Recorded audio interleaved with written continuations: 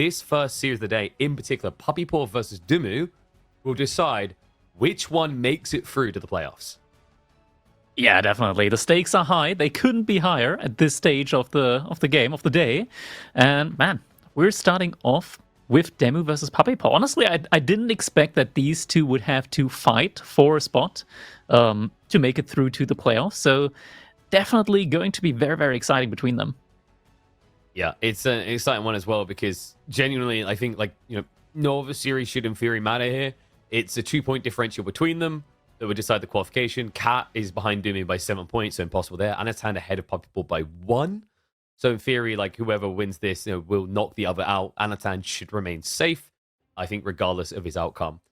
We do, of course, I think still have some other sets that could still see a flip. For example, in Group A today, we've got CSO and Luciferon both on -1 point. There's only one spot up for grabs there because Vortex has third in with 8 points. So definitely some interesting series. And then we have, of course, got things like the BC versus B series, which in particular I think is going to be an exciting one. That's going to be how we round out our day.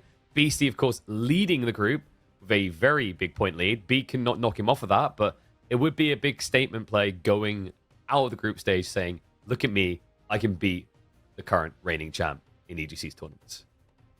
Yeah, definitely has to be the set that most people are looking forward to today. B versus Beast. And I mean, B, he was kind of like the player where it was kind of unclear how much preparation he really had during the last tournament. But this time around, he's been partaking in plenty of the KPMMs and just overall has been showing very, very solid performance overall so far.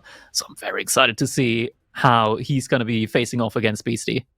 Yeah, I mean, B, he already cracked the records of the KPMM, has the most wins now, is on his way to the biggest win streak at this rate, and every time he just turns up with something new. It's incredible to witness, but this set today, to start off with, Puppypaw versus DeMu, is going to be an intriguing one, Crackety, because I feel like, in terms of skill level, similarly matched, playstyle and where they feel comfortable as well, kind of similarly matched. If I had to wager on the longest series of the day, I think this would be the one. Yeah, I mean, both of these players are, I want to say, a little bit more laid back when it comes to their approach to the game overall. Puppy, I would say, would probably be a little bit more active in the mid game when it comes to raiding. DeMu, I think he typically is like an all-in macro player where he can realistically look at a game and just lay back throughout most of it and still be fine with just macro play throughout of it. Yeah, sometimes you see the different approaches, like something out of a pub game that you would have seen in the first week of A4's release. I'm always reminded when he plays English and he has this habit of building 80 longbows before even being Imperial Age. Of course, we won't see that from him, English on the other side, but for the most, you are correct. He just likes to lean into that comfort zone. Once he hits that vibe, late game arrives. I feel like if you had to list players' pub stats and look at their game averages, I imagine DeMu is easily in the top 4 amongst pros. Yeah. Looking at the draft, though, we do have our first map and the picks here. We're going to be seeing Ayubids versus French. And, man, KP, I got to tell you, this can be an incredibly, incredibly frustrating matchup for French should the Ayubid decide to go with an opening consisting of the Culture Wing with 2 Dervishes and then just mass Desert Raiders. It is so tough to get rid of the Dervishes because they got the same movement speed as Knights. So in order to catch them, you're going to need Horsemen. But Horsemen don't do any bonus damage and they get debuffed. It's just incredibly, incredibly frustrating. Now, if it was Imams with Ottomans, you kill one, the other one suddenly has a lot less value. With Dervishes, they heal themselves. So it's very frustrating. It's very hard to play against them. And we could find ourselves very quickly in a situation where we could see a checkmate if DeMu doesn't decide to tap into Spearmen. Yeah, no, I agree. It's kind of wild that they've existed still the way they are with the Dervish play. I mean, I've seen games just end because someone has double Dervish and a single Desert Raider, and I'm talking pro level. It's that obnoxious and oppressive. The irony is, that Imam play on the other side you talked about, very highly technical, very hard to execute, and if you make one mistake, you just die. There's a lot of civs you don't want to do it against, like the French. Almost feels like, okay, crazy idea of an ability here. Maybe if Dervishes only had the AoE heal if they deployed. Give them, the camel sits down, and then everyone nearby heals. I think that would be reasonable, because you've got a cavalry moving religious unit that will eventually pick up relics. In the meantime, he heals everyone. He can target heal one individual. It's a lot, and yes, you do have to go for a wing choice to get it. but I can't think of a single better healing strategy in Feudal Age than the Dervish. Yeah, I agree. I think there just needs to be a trade-off. As you mentioned, mobility could be a very reasonable trade-off there. Overall, I think just mounted religious units are kind of really, really good. When you think about it, like even when it comes to like, the relic game, it's not as prevalent with Ruse just because at least the warrior monks are pretty expensive. But still, like they pick up a relic and they move with 1.22 tiles per second of movement speed. Like even spearmen have a hard time catching up to them. Yeah, it's quite depressing to watch sometimes. I mean, in some ways, dervishes take that to a bigger extreme because their ability to just heal off the damage as you go. So if there's any sort of disruption, maybe a scout comes in and pulls your spears away, all of a sudden it's Eternal Sadness. And, it's going to potentially be Eternal Sadness in this type of map. The thing about Sacred Grove is that exposure point very early on. So if you find yourself defending, you quickly find yourself losing here. We've seen it time and time again. And the reality check is if you have to do anything but open knights as French, you already feel like you're kind of off your game plan. But I think that's probably what we're gonna have to look at here. I don't think you can reasonably just go into a Mass Knight opener, because then you might find yourself in the situation that we mentioned earlier, where Desert Raiders are pretty good against Knights, 5 melee armor. That's a pretty high number, and they don't take any other bonus damage. Not that Knights really need to do bonus damage, they do have high base damage, but then you have the debuff aura there as well, healing whenever they get pulled back. And you don't have healing immediately, but we're going to have to see which opening Puppypaw is going to go for, whether we are going to be seeing that Culture Wing opening here. Going to see in just a couple of moments, as the game should be starting any second now. And indeed, there we go, jumping right into it. Game number 1 of this fine Sunday here. Spawning in, we got Puppypaw in the color yellow, playing as the Ayubids. His opponent in the color purple, playing as the French, we got Liquid DeMu. Yeah, and we might get some nanny later on the series because we have got things like Japanese in there that are quite popular at the moment. But they will be reserved for somewhere else. Maybe somewhere like Relic Row makes a lot of sense. But these picks, I want to say the French one, 100% you expected. The Ayubid one feels like a bit of a curveball. I think that was a great read by Puppypaw. We've talked extensively about the value of things like the Dervish opening. But Ayubids isn't necessarily a civ you would immediately think of Sacred Grove for, considering this map was added to the game amidst the Pro Scouts meta. So instinctively, most players relate this map to French, Jean, Order of the Dragon. You're looking at Delhi, Chinese, and Shushi. I'm kind of sad that Ayubids didn't get explored too much in the Pro Scout meta. I remember there was a build that MSN made with the fast age-up wing, the advancement wing in Feudal Age, into an insanely quick Pro Scout build with Ayubids. I remember. I'm not sure. I don't think anybody like really kept doing that like multiple times in a row and see how many times can he pull it off, even if your opponent knows about it. I just saw it like 3 or 4 games. It's not something where like everybody started doing it, where I think people could have really started adopting that. Yeah, so I remember I saw it, it's like, oh, that's kind of quirky, and then I watched it lose, and like, okay. And I think the response from most pro players was, wow, that's kind of cool. And then you asked them about it a day later, like, nah, it doesn't really work.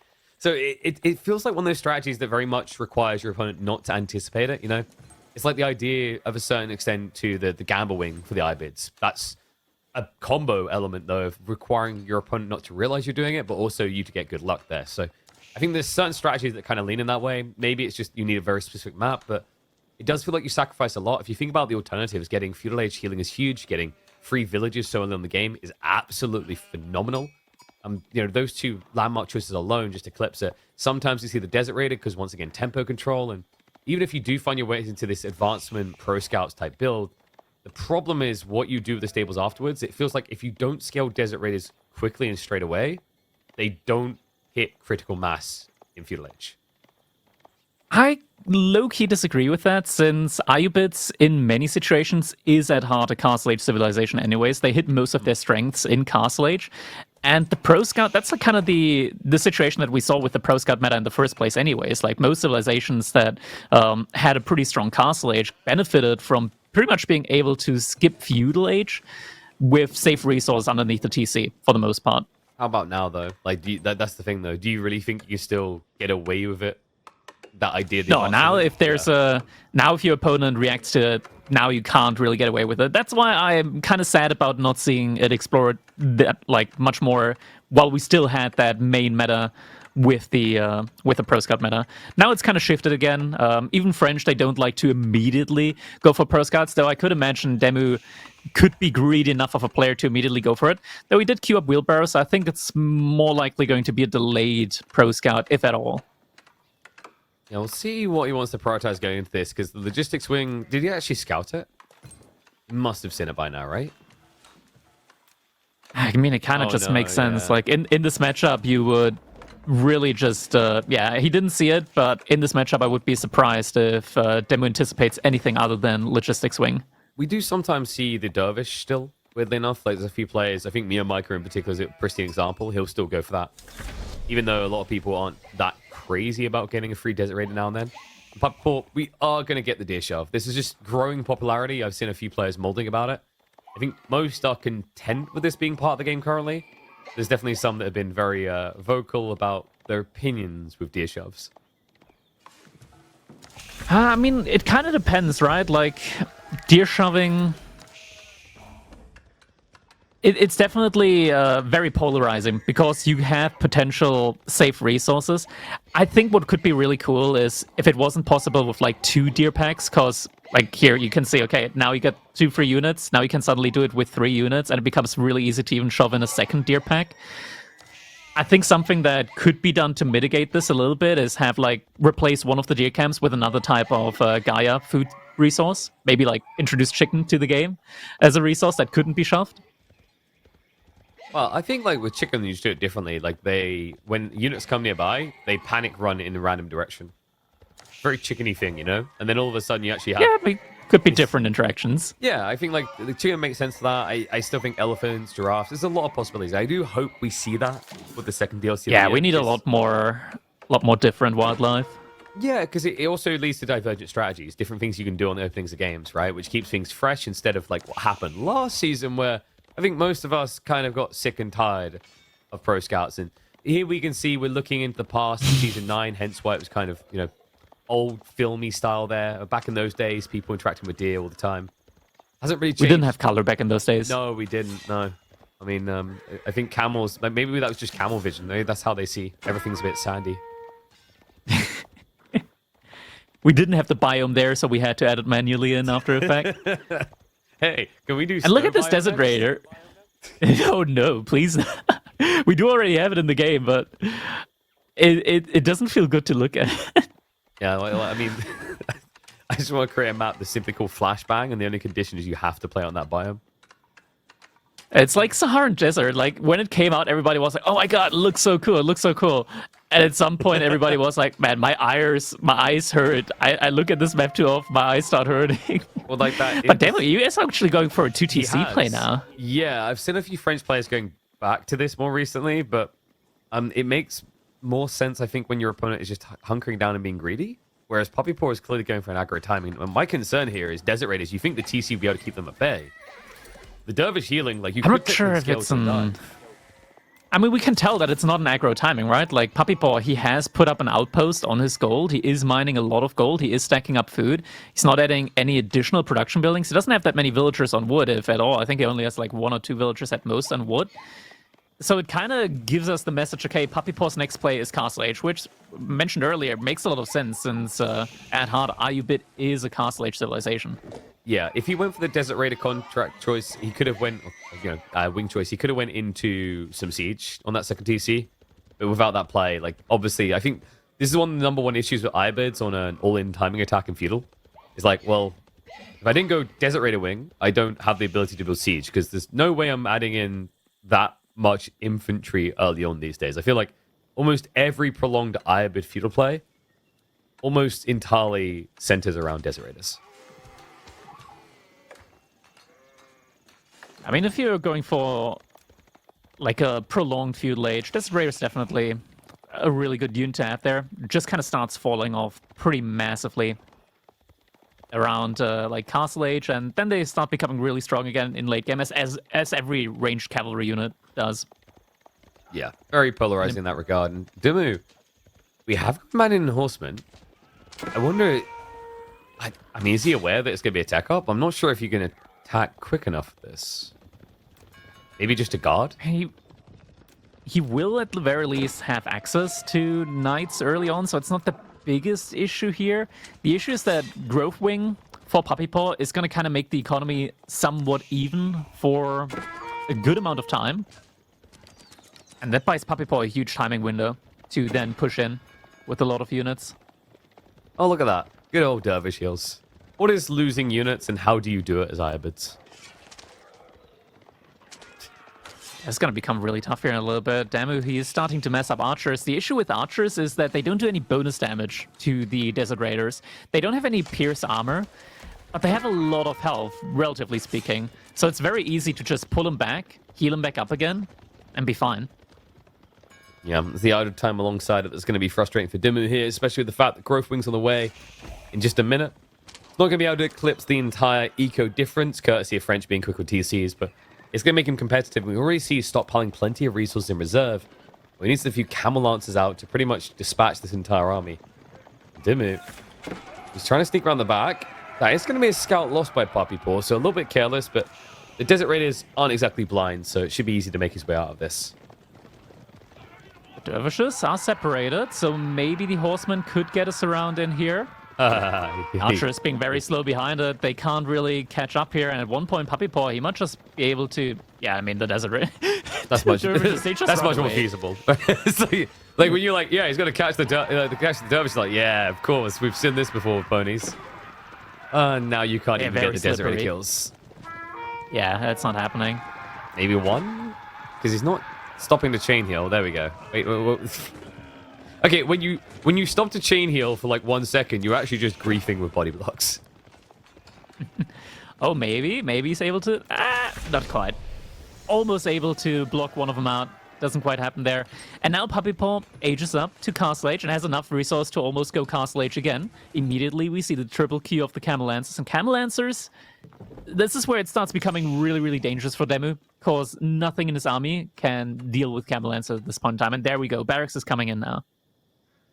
So we'll be stuck on the edge a little bit longer, but should think that that's fine in his mind considering he's 2TC. The problematic element is being present on the map because, as we know, with those dervishes already in the field, primary objective number 1 is now going to be those relics.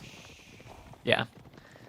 And relics, we already do have 2 religious units for it. Granted, DeMu's doing a great job here, chasing after one of the dervishes. Does have a scout, so does have line of sight of that as well. Well, those going to be forced straight away, so that is going to be a denial on the east side. West side, a bit more problematic. He didn't leave enough troops there to stop a dervish. Or is that the Desert Raiders? Oh, wait. Yeah, he's bringing back the safe relic. Yeah. Desert Raider is going to harass on the sides. Camel Lance is going to make sure that dervish is going to be safe. He just drops the relic and runs away. Smartly done. It's kind of pricey to go back into more dervishes at this stage. It's all about momentum with the Camel Lance account. Okay, this is just toxic. He's just healing himself. Oh, he's getting him? Maybe? Potentially? Yeah, he does, but he takes a lot of damage in the process. He does, but I mean, at least you're getting rid of that dervish, right? And that also really, really slows down the rally gather speed. Grand Puppypaw's already got another dervish in queue. I mean, coming in next. We have 4 spearmen. Is that going to be enough to hold, though? More in queue. This might be a rough timing. But He's I quite think wide. DeMu should be fine. Yeah, I think wheelbarrow plus the extra garrison spot will save most. Maybe you lose 3 or 4 no villages. pierce armor for Puppypaw. Yeah. Funnily enough, actually, Puppypaw goes after those archers instead. So yeah, doesn't even fish for the villages. Which is good for DeMu because he has just snuck out onto the berries on the left side. Oh, sorry, the boar on the left side. Villagers gonna lose some, maybe 1 to 2. No, Textile. Okay, Textile's doing a really good job there. We've got to curb our expectations. These camels seem to be a little bit blunted today. Maybe he can find the boar on the exit, but it doesn't seem likely here. Pierce armor now being researched for Puppypaw. Pierce damage coming in a little bit beforehand for DeMu, so there's going to be a small window where these units take 100% more damage from these archers. Good timely reaction from DeMu as well. Pulls the villagers from the wood line away. Should be able to keep most of them safe. Well, lose 1 or 2. The spearmen are starting to arrive now, but the Camel Lancers maybe just commit before the upgrades can come through.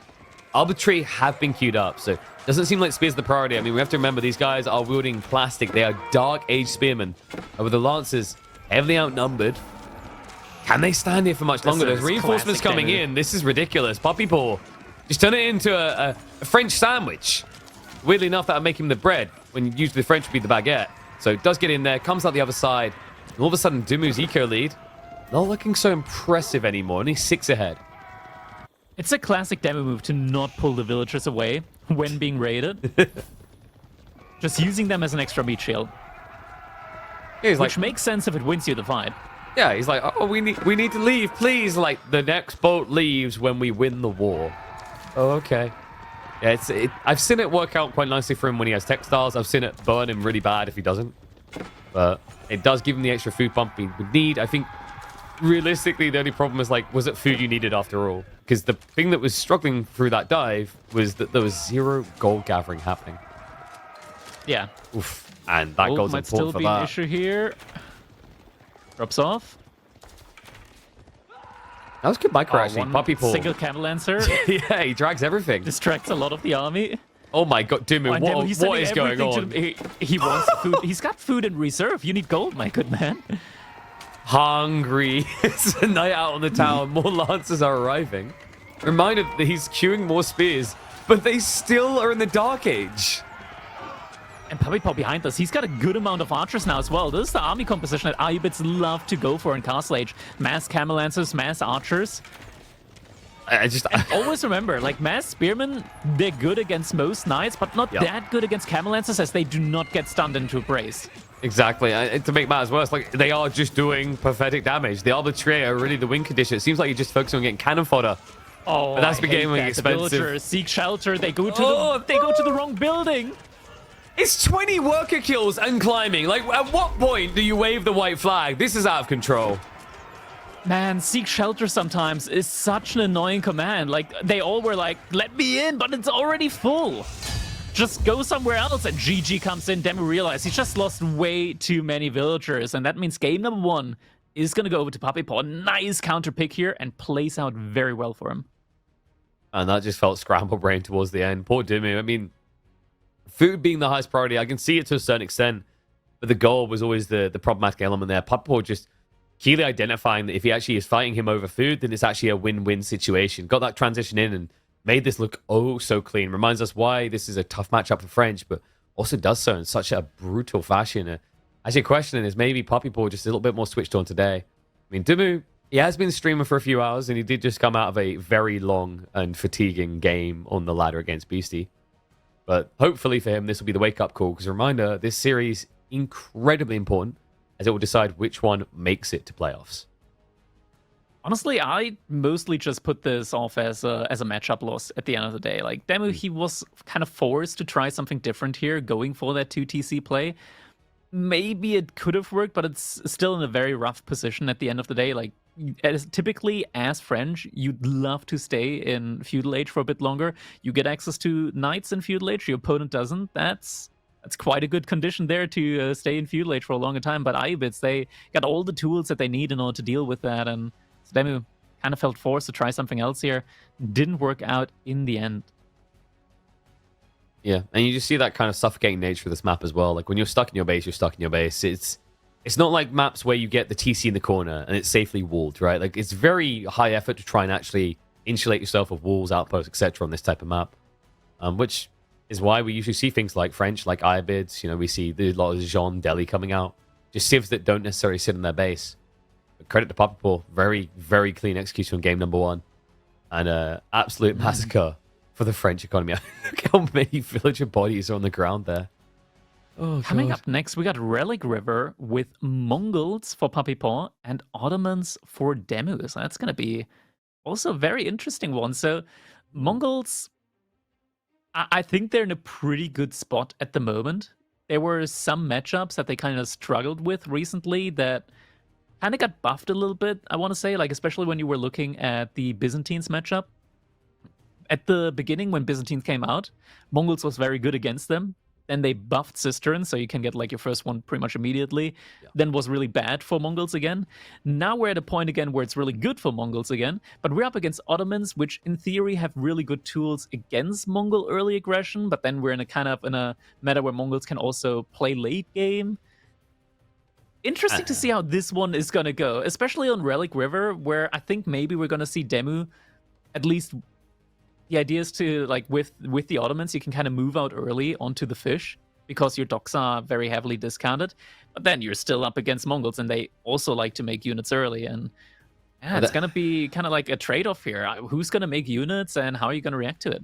Yeah, that's the thing I love about Mongols here. I feel like of all the new maps, this was the one made for them because of that river that you just mentioned. It's the fact that whenever we see Mongols picked on maps like this or Himiyama, the other person won't fish because they can't risk it, right? Like if they're wrong and their opponent built a racks, they're going to lose the dock, they're going to lose all the investment, their opponent's going to get paid. It's atrocious. It just feels game losing.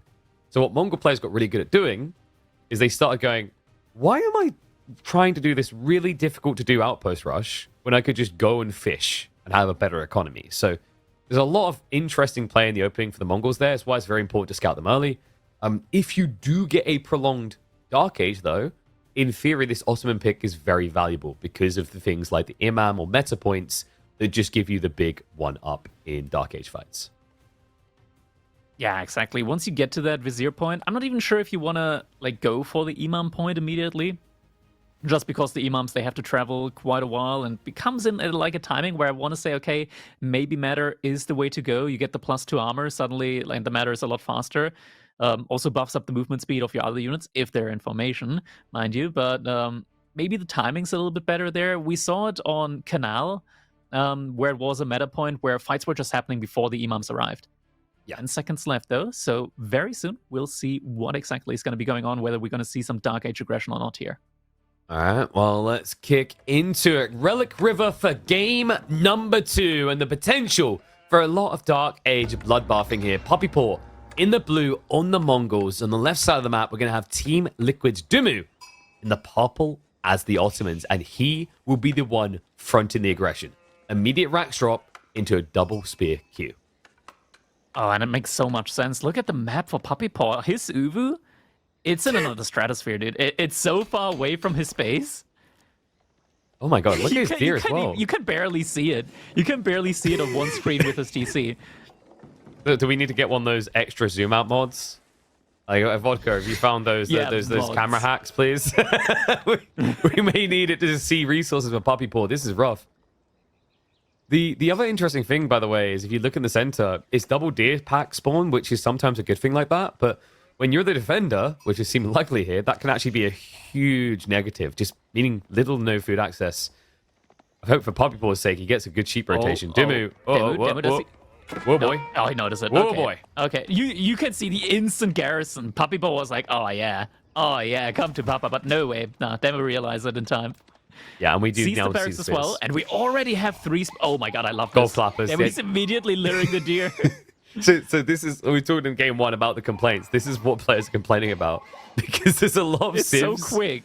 Yeah, and you know what the best part about it is, Crackety? The civs that are doing it most are the ones that were considered trash just a few months ago. Ottomans and Japanese are leading the pack on this play. It helps a lot when you pay a lot less for your barracks. Pretty nice, yeah. Like, oh, wow, what's that? You were going to pay 450 resources for pro scouts?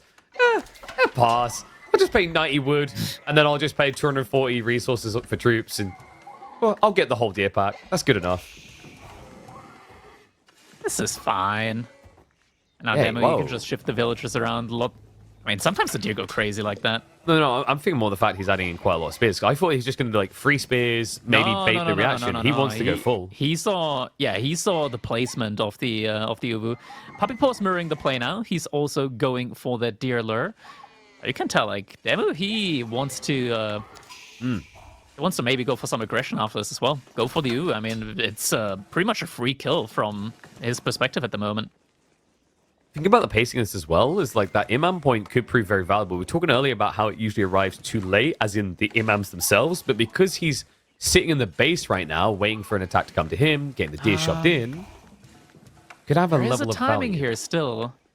I think DeMu is missing out the timing. I guess maybe he doesn't want to move out. I don't think he thinks it's a deer shove from Puppypaw's getting... I mean, he's gonna see. He has to see it through Fog of War. Yeah, he stopped making spearmen. No, never mind. He's continuing. Maybe he just didn't have enough wood. At this point, maybe it just feels a little bit too late to make that dive in. So yeah, it looks like he's... Yeah, that's the point, right? Deerson's coming in now. So what does DeMu really get out of this? I mean, this is a lot of spears that are about to get counterplayed. He has to move out to gold now. Maybe move Indeed, out there for, he is. for a pond? Yeah. Or would it be too late for that? I think he just ages up now. Just stay in your base, age up. Kind of a tricky one then. So Puppypaw, he did at least use some of the stone early on, so that's upside. What would we likely to see here? I feel like this matchup, Sapahi, obviously not going to feel great in Keshik's one-on-one, but still feels like a pretty good unit to go towards, even against Mongol heavy cav. That's the question, right? Like, there are multiple ways to approach this matchup in general, or just to play Mongols in general at the moment. If your plan is to go for something like a fast Imperial Age play, which we've seen recently just overall become really, really strong, typically you just want to delay your opponent. The best way to do that is with Mangudai, actually, just because they're a mobile raiding unit, where with the movement speed arrow from your Khan, it's going to be very tough even for horsemen to engage on your Mangudai. And you can just keep your opponent in their own base while you buy yourself enough time to go for Castle Age and then follow up with Imperial Age play. And he does have the safe tree line to try and camp down like that. It's just going to be a case of food, right? Like, the gold isn't too bad. Normally, you want to, like, have a nice back gold. Unfortunately, on Relic River, you do not get that benefit. I mean, I guess in a way, it's a back gold, but it's not in the corner. It's always pushed north, I find. And speaking of pushes, yeah, this would be enough to get you all the way to Imperial Age. He's going for both deer stacks. Interesting. DeMu should potentially see that now. Twin Minute Address coming in as well, so he's going to age up to Feudal Age soon here. On an upgrade already on Spearman, so it's pretty tough for DeMu to deny the luring that's going on right now. And can we take a look at just how quickly you're able to lure the deer in with 6 Spearmen? Like, you're just able to fully surround them on all sides and just herd them. It's pretty speedy. I guess he's not paying too much attention to it at the moment. Yeah, like, it can be very fast. Might want to steal a little bit south, though. APM for it. I wonder what else he's doing right now. I mean, he's just looking at the scout. Okay, DeMu actually sacks the scout, though. Not ideal here. He has got the hardened stats now come for the spears. And we have to move out to stone. So likely we're going to see military school scaling. DeMu not looking for like a super aggressive timing here. Sometimes we just see no military schools into Sapahi. But it looks like he's going to take a more gradual approach to this. And no second dealer here for him. He does have the Twin Minute Address now, which is great for food income. First military school in, already gathering up enough resource for the second and then the following ones. Matter coming in now as well, but Puppypaw, he starts scaling into the archers, and we don't really have a response to that yet. No, I think DeMu is still just focused on that gradual scaling. So, you know, in some ways, I guess this can be good for Ottomans. Just prioritizing the military schools lets you feel out what your opponent is doing before reacting. I think we can see quite obviously what the plan's going to be. Funnily enough, Puppypaw actually just kills the deer early. But with this macro... I think he's fine having them next to the beer. Berries. The beer? All right, German. Yeah, deer, berries, it kind of just... It mixes together and becomes beer. The beeries. I'm concerned if the ingredients in your beer is berries and deer. Also, what part of the deer? No, I mean, I don't know if I want that fermenting. Anyway, we have got military schools set up. Archery range to follow as well. And the Sapahi passively being queued in. So, I mean, DeMu, this is a worry of some timing now. Yeah, like, I don't know if there's a window here right now for Ben. Oh, this is going to become really ugly now. There's also already so many archers here from Puppypaw just because he's able to double produce early on, and now DeMu sees. And his woodline is just not really defendable here. He needs an outpost. Yeah, he has no Sapahi coming either, by the way. That almost full bar is the meta. He doesn't actually have even one anti-range unit to kind of harass them away. Not that I think he'd want it right now, the Spearman knocking at the door. Oh, and there it is, just cast. It's immediately the Castle Age separate out coming in now. He might even get the military school while teching here still, because right now, DeMu seems hesitant to try and defend it. This is the issue with the Ottomans now. The ramp-up time is just so slow. DeMu invested a lot of resource into those military schools that have not nearly paid off yet. And the step out could just propel Puppypaw. Like, this bit of delay here that's come in so far might be enough to allow him to go all the way up to Imperial Age after this. He has to dive in to defend himself, but that does mean that the archers will be able to counter out the spear blob. Will at least get the repairs in, but pulls a lot of villagers to do so. And it still feels like it's a fight he's losing. Wait, what the hell was that spearman pathing? they try to refund themselves into the military school. Coming in now. Okay, so He's he will start being able to heal up units. Yeah, and this is where he should eventually be able to push Puppypaw away, but the problem is you're now stuck an entire age behind. Still difficult to get that fight in that he really needs right now. Spearman's still doing a good job. Just doesn't have the units there right now. No. And this H-up is going to hit him hard. Puppypaw has already got 1,200 food in the bank. Yeah, this is just going to be a fast and purely transition behind this. Hey, you know, like, Puppypaw experienced this yesterday, and I think he got a reminder of just how giga broken it can be given the right circumstances. So, let's call it inspired. 13 minutes should be his target. And with the step readout, that is entirely realistic, especially with the deer gathering to also help. Yeah. I mean, this is so tough. I mean, theoretically, in this matchup, DeMu should now just, like, hard commit to feudal age. The issue with that is, as Mongols, you also have the option of, instead of going fast in, you just don't. You just make some men-at-arms, and then it's gonna be very, very tough for your opponent to dive you while he's still in feudal age. And Puppypaw, he's just gonna make a couple of men-at-arms, probably like maybe 1 to 2 batches of double-produced men-at-arms. Doesn't need anything else, and look at that, he's already halfway there. Yeah, DeMu's like, no, let's just go castle. This is the problem as well. Like, to that whole idea of, like, full sending it, the men-at-arms, yes, you're correct in that being the solution. The other problem is DeMu just doesn't have scale point. Like, getting the supply out quick enough would have taken way too long because of the build already done. It was an archery range opening, not a stables opening. So, you know, so far the supply we've seen has been a passively produced one. I think he has now added in stables to get extra out, but the timing's just not going to be there. And what this gets really toxic is for Mongols, it didn't even necessarily need to be double produced men-at-arms. It could have just been outpost spring order placements, and that also would have been good enough to stop the attack. Yeah, we were thinking could snipe the Khan there, but never mind. Mongol Khan, I think he goes from, like, what is it, 100? No, like 80 HP to 300 HP. Yeah, he goes to 300, and then I think it's either 450 or 520, or something like that. I think it's 400 or 450 for it's a crazy increase from feudal age to Castle really age. Is. Yeah. I mean, this is why, like, if you really want to make them feel bad, you just almost kill the Khan, and then they get the age up. Like, I'm powerful. It's like, yes, but you now have 20 out of 300 HP. Why? And the thing is, if he goes Imperial Age, it's not just the HP that goes up like crazy. He goes from 6 base damage to, like, 24. Like, he can two-shot villagers. Yeah, this is almost like we've skipped 4 seasons forward in the anime trope, and now he's just, like, world boss again. I still remember the complaints about that the other days. As well. Yep. It was a way more gradual scaling at the beginning when the game came out with the Khan. It just kind of paints a little picture of just how broken the Khan was at release. What do you mean giving him like 20 damage at age 2 was a bad idea? Nah. Yeah, it's he was able to shoot while moving in Dark Age. Yeah, I think he already did like 3. I think he already did like 3 base damage up to like 5 base damage or something like crazy like that. And I think it was like, was it up to Dark 8? Age to Feudal Age. Yeah, I think it's like, it might have been 8. I can't remember. It was like, it was so high at the time. And we had absolutely crazy. We had full Kurotai outpost rush commitments in those days as well. The outpost rushes were ridiculously strong because the Khan was able to shoot you down so easily. Just a vile time, but I'm not sure what's dirtier actually at this point. I mean, this is starting to feel dirty. For the second time this weekend, I'm going to be seeing it. It's going to be a pre-13-minute Karganet Palace. Yeah. Now, DeMu is happy. He managed to catch up in the tech timing without really losing too much, but he's about to be behind in tech once again. And the issue with the Karganet Palace is that it pumps out units with crazy speed.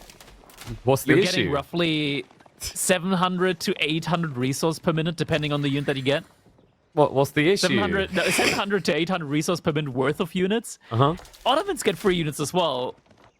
Yeah, but not at that level, and they're all elite immediately. Oh, then we're even going for a second. Is that a second? No, that's another military school. So just to clarify, we're saying that Mongols are good Ottomans. They're different. They're built very differently. In this game, it feels like And good there it is, Ottomans. 24 damage. It's a casual The Khan can 450 just kite HP. the entire army from DeMu. And with 450, yeah, he's even got armor now. This is full Optimus Prime mode. Just take them all on, right? And like behind this, we have Look got at the Roost supply Knights going first. down. Oh my god. The pain is there's going to be the Roost Knights first as well with the poleaxes. So 4 spears is not really going to keep you alive here. It's not. Yeah. I'm trying to think what the giga busted RNG in this game would be, because yesterday we had Anasand roll Nesta Bees 5 times in a row when you needed them the most. Oh, Can't make sometimes this these up. things can happen. It's a lottery at the end of the day. You never know what you're gonna get. Sometimes you get like 5 times your power when you're being all in. All in. Those situations don't feel good either. No, but it looks like this is a great start for Puppypaw. So he gets the heavy cav, which will scare away Sipahi. And the follow-up is going to be a Magadai 5 bomb. Sipahi can't kill the Khan. No, I mean, like, why would you think you mere mortals could beat the great Khan? He who shall ride the skies and mount the moon. Don't mess with this guy. Getting upgrades on Mangadai next up, and this is the scary part. Mangadai, ranged cavalry unit, and all ranged cavalry units become kind of broken in Imperial Age. There's a lot of upgrades that you can stack on them. Mangadai become giga broken. You know, the truest of Gatling guns here, and this pressure point attempt by DeMu is going to get a little bit awkward, because Sipahi, no. they're not even attacking into the Magadai. They have to waste their time on the superior knights. Army is now going to get wiped. Gone. I mean, even the Jump Springald on the Springald. here for moral support, I guess. That's going to be demoralizing. He does at least get a relic home, but now it feels like DeMu is going to be stuck in his base.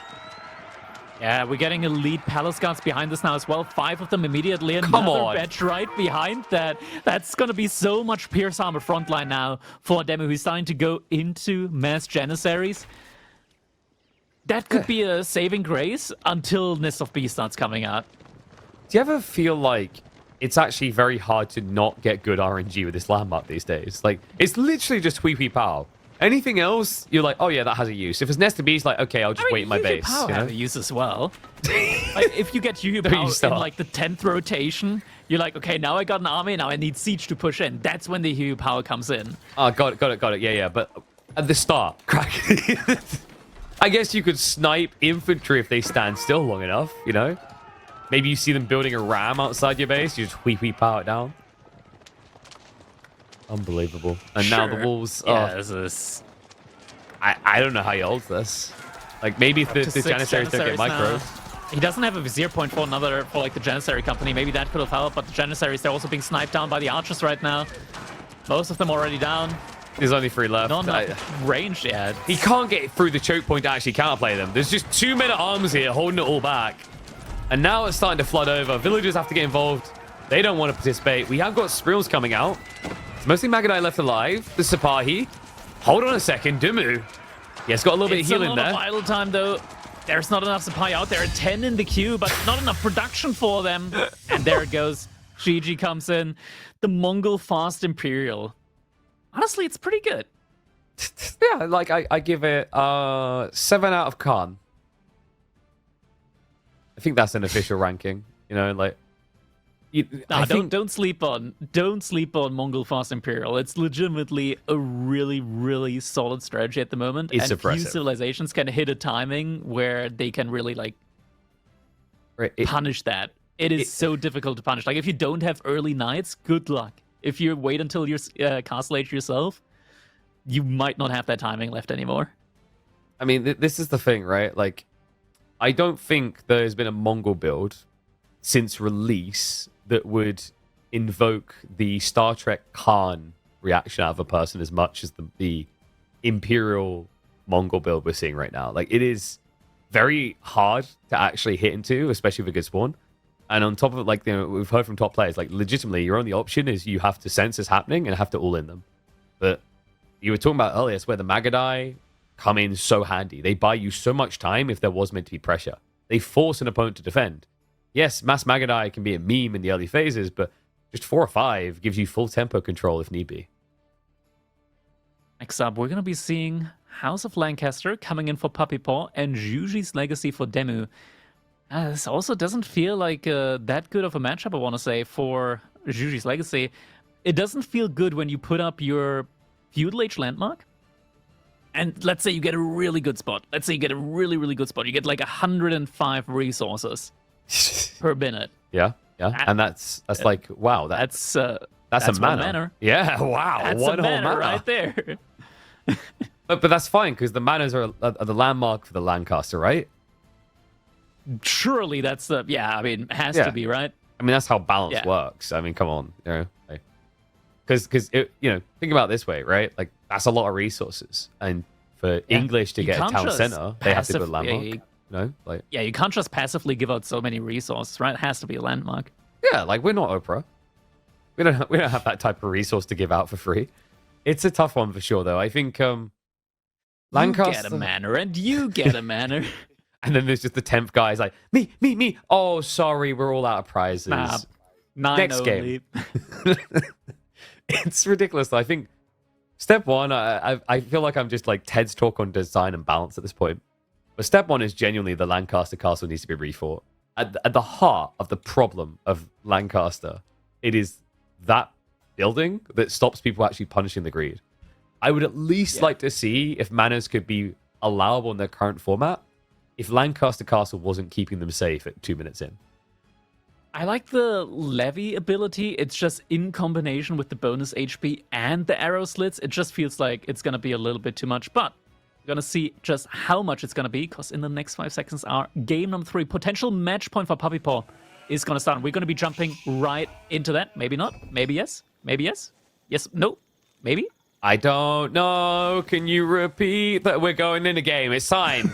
Puppypaw leading by 2, and it could easily be a clean sweep, but DeMu has dove deep while Puppypaw goes to the House of Lancaster.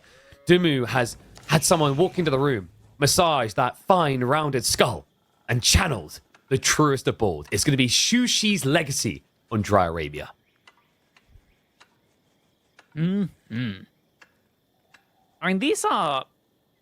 I'm not sure how to rate this matchup, honestly. It's mainly like when it comes to the push attempts, Zhu's Legacy can get some really, really nice pushes in, like timing-wise, because in theory, like Clown Car is dead, but it's not dead against House of Lancaster because they can't garrison their villagers inside the Lancaster castle. So here, it's actually a really good strategy, in theory, depending on how much House of Lancaster greeds, to go for like Zhuganu, very fast ram push, and you just get in the ram, you just sit in the ram, and you just take them down as they get put out. Yeah, I think fundamentally your issue here is Shushi. You hit it on the head, right? If they go full greed, you can assassinate. But I think if House of Lancaster only builds 3 meditation gardens, they can start scaling Yeoman. And it's kind of reminiscent of, you remember English versus Shushi when Shushi was first added to the game? Like, people were like, whoa, this is a hard counter, because he builds Chug and I just build Lombos. Yeah. But imagine if you had an archer with more range and more movement speed. It's actually the perfect counterplay into Chug. So yeah, exactly. And like, what's the alternative? I mean, you can't really do early Palace Guard against all those manors. That's not going to work out very well either. It feels like you're forced to go fast castle in most situations here. I still don't like fast castle up against House of Lancaster. I've done a good build order there myself, where you can hit a really good fast castle age timing with Demi-Lances to harass the opponent, with like 6 mana into fast castle age. It's really rough. Like, you're really gonna have a very niche window there to make use of the fast castle age. Why, oh why, do we always have to have a stone spawning next to a gold on Dry Arabia? Why? We don't care about this. This is rookie numbers. No offense to DeMu, but I'm more interested in the elegant placement of Puppypaw's mana, which is going to generate more resources than that meditation garden. Oh, never mind. Look at DeMu again. Oh, he moved it? Okay, so we're getting double gold Yeah. now. Yeah. There we go. No wood, but double gold. That's still pretty neat. A lot of resources going to be coming in there. I mean, that's not as much as a manor, though, at the end of the day. No. It's double gold. You're getting 86 resources, maybe a little bit more if there's like a single straggler tree connected to that as well. Getting 50 gold per minute, 36 food. It's not as much as a manor. I rate that like what 8 out of mana. Yeah, it's just not as good. It's a good meditation garden. It's just not as equal as the manors. Yeah, you know, this is like one of those like those depressing conversations someone's gonna have once at least in their life, where you know you break up with someone. The deer. Of course, because why not? It's like that moment where they break up. It's like, you know, it's not that you're not a cool guy. It's just he has a BMW and biceps, right? Like that's kind of the feeling when you compare the passive resource gem between these two. It's like, look, Crackety, you've done as best as you can as Shushi. But do you have a 401k and inheritance fund and also happen to be 4th in line to the Dutch throne? No? I'm dating this guy. Ah, that's right. That's it. This is where you're like, yeah, I can't afford a BMW. I can afford a BMW. Dude, I mean, that recently has become like a hot topic, I feel like. How is it pronounced? BMW or BMW? Because in German with the alphabet, it's not pronounced W, it's V. Oh, yeah. We call it BMW. I mean, so this is a weird one as well, because like, it is Adidas, right? But I don't know why. The plenty of people in England, when I was growing up, always called it Adidas. And it's weird. That's a German pronunciation. Yeah. So we were right. So it's the Americans that are wrong. Because it's Das. It's like it's the most German way you could pronounce Adidas, you know? But Cal makes an excellent point. It's Volkswagen, not Volkswagen. We need to find other pronunciations in game like this. Like what have we got that does? Oh yeah, Chuganu. Because I've heard like 4 different pronunciations of that.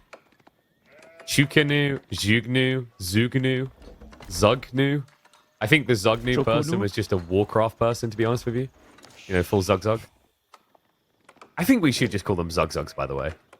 That's a good throwback. Zugzugs? Yeah, the Zugzugs are coming. it sounds like almost adorable. Yeah. Going back to the game, it looks like we're not actually getting any early aggression coming out from DeMu. Instead, it's going to be a pro scout play. Yeah, Which, I mean, Puppypaw's already, like, lured his starting deer halfway across, so that's, like, minus 2,000 food for DeMu right there that he could have stolen away. I mean, you wouldn't expect it. Like, this is just greedy Puppypaw. Like, this is like the obese little puppy that has to roll to move. Wait. Why do you need He's already food? killing them. Wait, why is he... But now they could still be taken. I guess he feels like he needs to go look, but that's going to be the ironic part when he scouts the enemy base and goes, oh, it's pro scouts.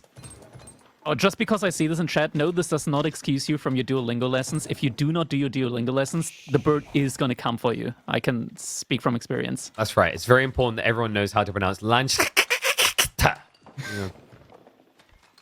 How do I do? 8 out of 10? I feel like I've done an 8 out of 10 there. All right, we've got more mana spam coming. What a diverse build, Crackety. I love how every time a Lancaster game starts, they always do something different. Like, sometimes they place the manas on the stone. Sometimes they place the manas on the gold. Sometimes they place it on the wood. Just so many different builds out of Lancaster these days. Well, yeah, same for Juji, though. Like, DeMu didn't really invent anything new there. It's a classic. But, you know, if it works, why change anything? Question is, will it work? Because Puppypaw now, is he actually, like, he's still on steroids. He's going for... Okay, this might be getting I'm not sure if he's going to go for 9 manors here. No, I mean, he pulled a lot of villagers over from wood to food. I think now this has to be Castle Age. He's got survival techniques coming in. It's a dead giveaway. Like, he understands it's too greedy. He needs Castle Age now. The question mark is whether he'll be forced into the defensive option here, if DeMu can actually be quick enough. Maybe if he had some PG coming out, that'd be a little bit of a threat. I feel like the Lancers might be a little bit too slow to force Puppypaw into a white tower.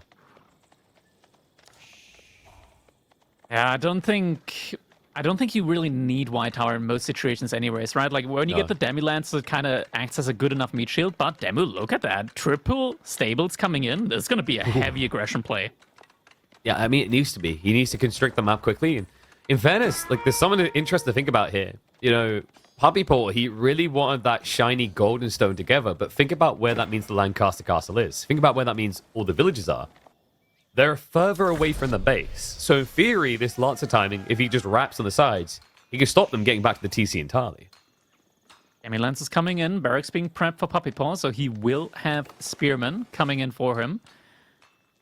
And he actually cancelled the Demi Lancers, so is going to have enough gold for the H-up very shortly.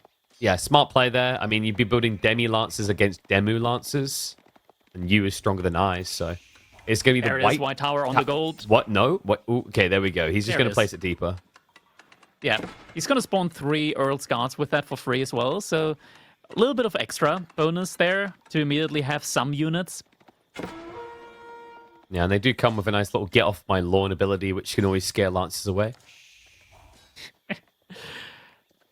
They really do Yeah, look the like an dagger throw angry old is- man throwing like a stick at you, you know? Oh, Scout's getting caught. Maybe not. He gets to live another day. I want to say second, but then the other Scout also turned away. This is where the Lancaster Scout's like, I don't even know why he needs me. It's not like it's going to come out paid of the his debt. base. Did he So get... food now already gone here. He really for ate it all that Puppypaw. quick. Yeah. Like that... Yeah, he's a quick. Wait, there's Wait. another one there. Okay, I don't want to know what those two deer were 700 dying. food. That We're doing when they 700 died. food is still good value there to be taken. Jiangnan Tower coming in for DeMu, so now he's thinking about economy with Song Dynasty. I guess you have to here. Like, it's a relic race, and then you have to hunker down the same. Let's be totally real. Breaking the mana base is going to be difficult, especially the White Tower. But really, like, all you're looking for is a timing out on the map, so you can take those valuable relics away, You're and need then to get just turn dropped. greedy. Drop the deer. It's my deer. You're not. No, you can't have. Okay.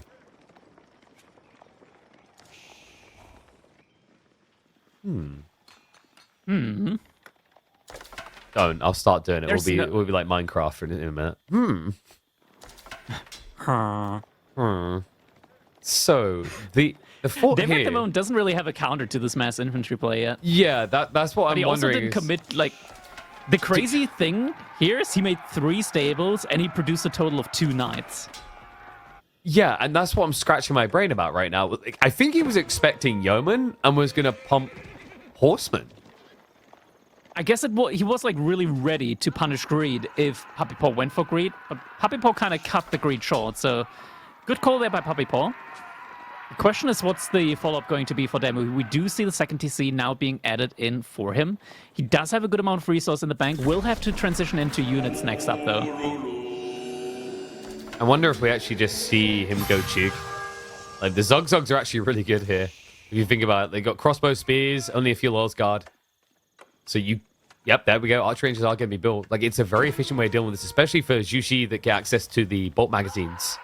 The bonus damage against spears. A couple of Shuganu and crossbows are definitely going to be needed as well, as we do also see Puppypaw scaling into the Earl's Guard, but that could be a very viable composition here for him. Soon, this Most guy relics will die. are already there for DeMu. Yeah, this is the only one being blocked out. There's 2 more on the way home. Yeah. And he might still be able to get that one. He has 2 Shaolin monks, maybe have 1 to distract and get it with the other one. It's no longer in like the comfort zone for Puppypaw to defend that relic.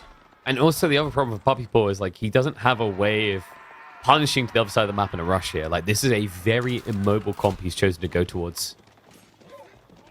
Yes, I think that guy did just How get did hit in the that- face by a dagger. Yeah. Yeah, that has to be daggers. Like, I didn't see what hit him. I was They like, are wait, did he so just fall subtle. over? It's like, oh no, I tripped on my own ankle. Yeah, it's so hard to see sometimes. There we go. Ugh. Oh, Death to man. scouts. Me when I visit London subway. Look, if you just give us a wallet, it won't happen. All right. I could never be Yeah, a he mugger. didn't have his wallet on him.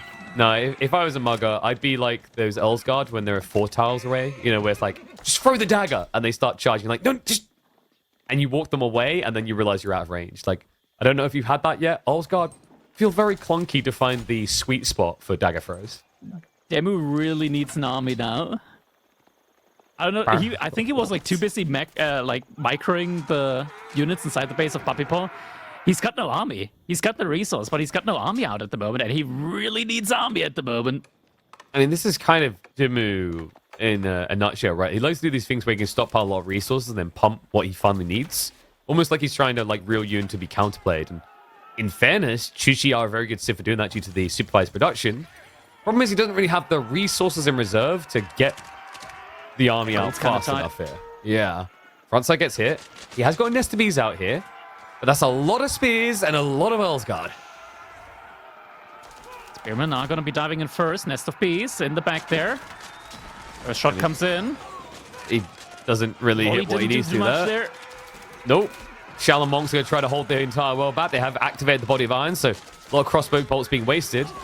Nest of Bees shot is still not going after the crossbows. What? So the siege is just going after Earl's Guard here. Makes a lot of sense since he doesn't have any crossbows here, so the biggest damage, best damage that he can really do to the Earl's Guard is with the Nest of Bees. Oh, this is looking ugly though. They've reached it. Repair crew is going to come through.